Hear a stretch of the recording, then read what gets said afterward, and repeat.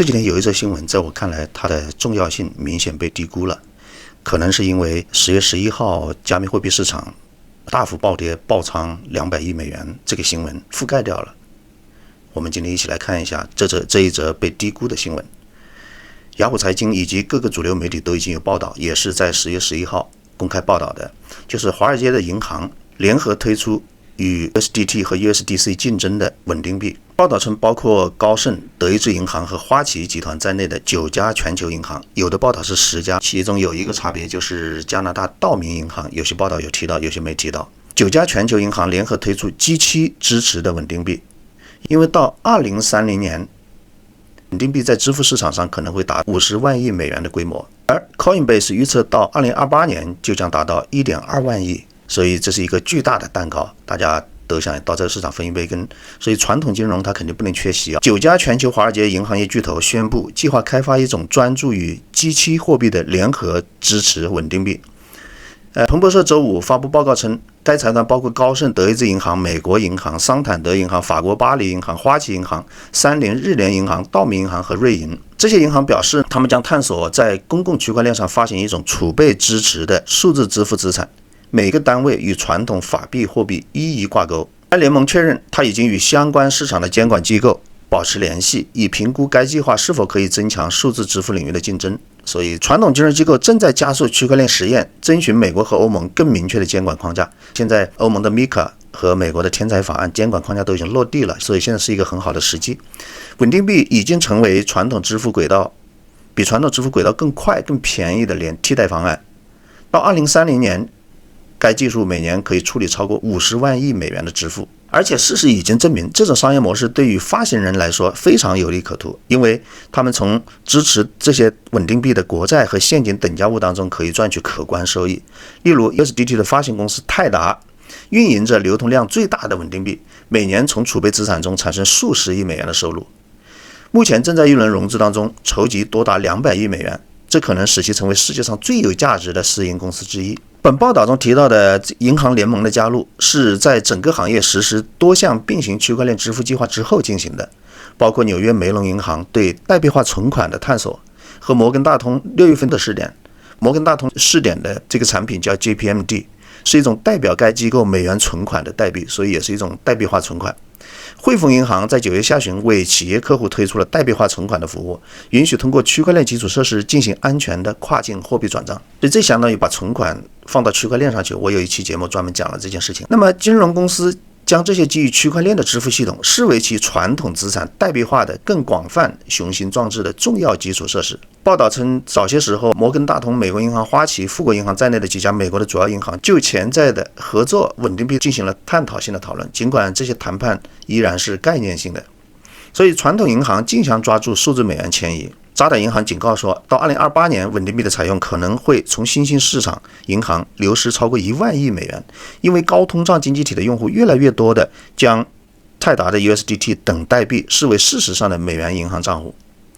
这一个威胁呢，促使主要金融中心采取监管措施。英国监管机构最初提议以零售客户的所有权上限在1万到2万英镑之间，以减缓潜在的存款外逃。然而，最新的报道证实，英格兰银行正准备允许加密货币交易所等需要持有大量稳定币来获得流动性和结算的公司豁免这些限制。英格兰银行是英国的中央银行，所以它正在放松对稳定币的监管。最近几周 Strike 的 CEO Patrick Collison 还认为，稳定币将不可避免地迫使银行提供有竞争力的存款收益率，并指出美国储蓄账户目前仅支付 0.4%， 而银行通过美联储存放准备金每年赚取1760亿美元。而传统银行界之外的竞争也在加剧，主要科技巨头都在探索稳定币的整合。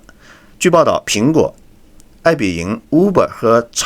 也就是以前的推特正在将代币纳入其支付系统进行初步讨论。全球银行业巨头 Swift 也开始与法国巴黎银行和纽约梅隆银行在内的10几家全球银行在以太坊的 Layer 2 Linear 网络上测试类似稳定币的结算，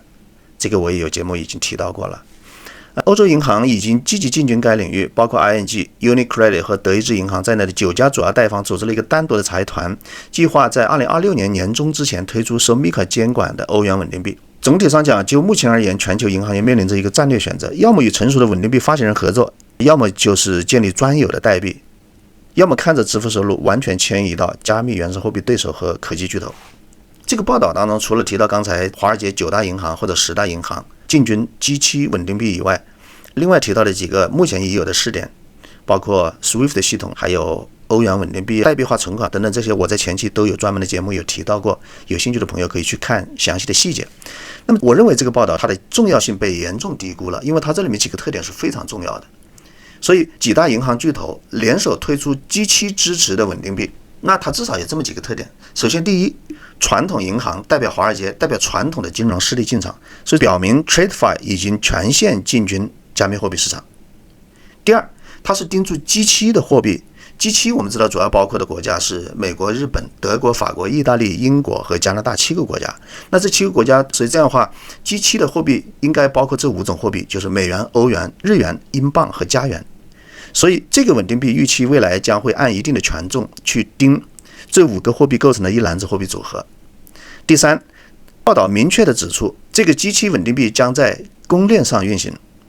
极大的可能是在以太坊上运行。第四，它天然的带有跨国转账的基因，因为它就是一个国际货币币种，而且是盯一篮子 G7 国家的货币，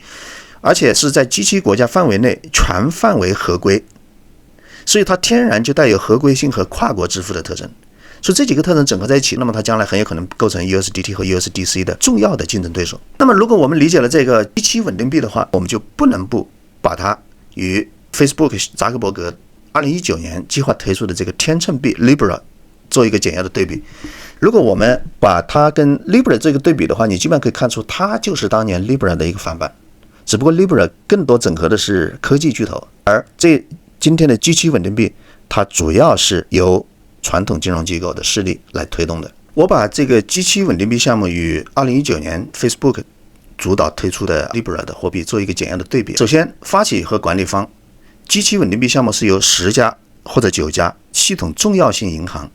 联合发行和管理，强调银行主导，避免科技巨头的控制。而 Libra 呢，它原来是由 Facebook 主导，也就是现在的 Meta。Libra 协会包括28家创始成员，其中也包括 Visa、Mastercard、Uber、苹果，当然也包括一些银行等等，这些28家创始成员联合治理。Facebook 拥有主导权，所以它有一种垄断的忧虑。第二， G7 稳定币锚定 G7 国家货币主要是5种货币，支持多币种无缝转换，聚焦 G7 的经济体。而 Libra 它是锚定一篮子主权货币，这个一篮子货币是由 Libra 协会自己来定义的，有点像是国际货币基金的特别提款权 SDR， 非1:1单一货币。